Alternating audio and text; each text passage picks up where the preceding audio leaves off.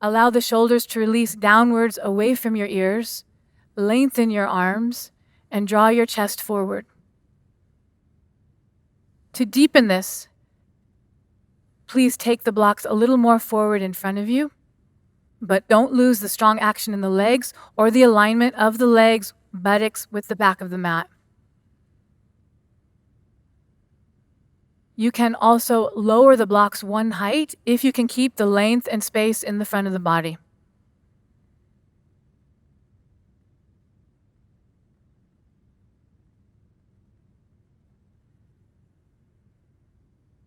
But make sure buttock stays aligned with the back of the mat.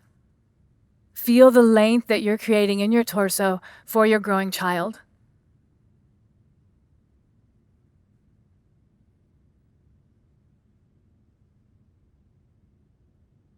To come out of this, move the blocks back if they've gone more forward so that they're under the shoulders, and then raise the block again to the high height if you lowered it.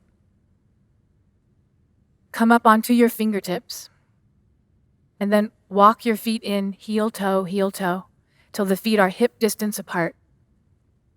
Take your hands to your waist. Draw your elbows towards the ceiling. Either bend your legs or keep them straight and come up with an extended front body all the way up to standing. From here, come around. We're going to take downward facing dog or Adho Mukha Svanasana with a block. The block is to support your head.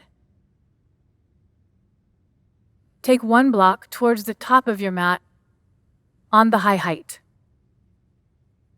Make sure the block is back from the very top edge of your mat so that your hands can be forward in front of the block at the very front edge of the mat.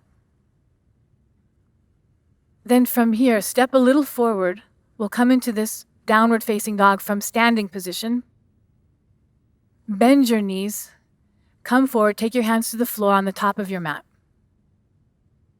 And then walk your feet back so that your feet are wide. They should be now as wide as your hands, so wide position with the feet and legs. And walk your feet back so that you can straighten your legs completely.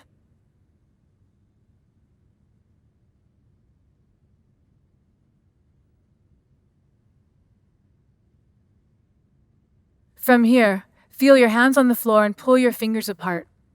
Pull your fingers apart wide, but without strain. Then press your hands firmly into the floor and all of your fingers. From here, lengthen your arms more than you already have. Draw your upper arms into the shoulder sockets so that your shoulders move upwards and away from the floor. Lengthen your arms, feel your hands on the floor, and act as if you're pushing the floor away from you, forward and front. So maybe you were practicing at the beach on the sand and your hands were on the sand and you were pushing the sand forward away from you.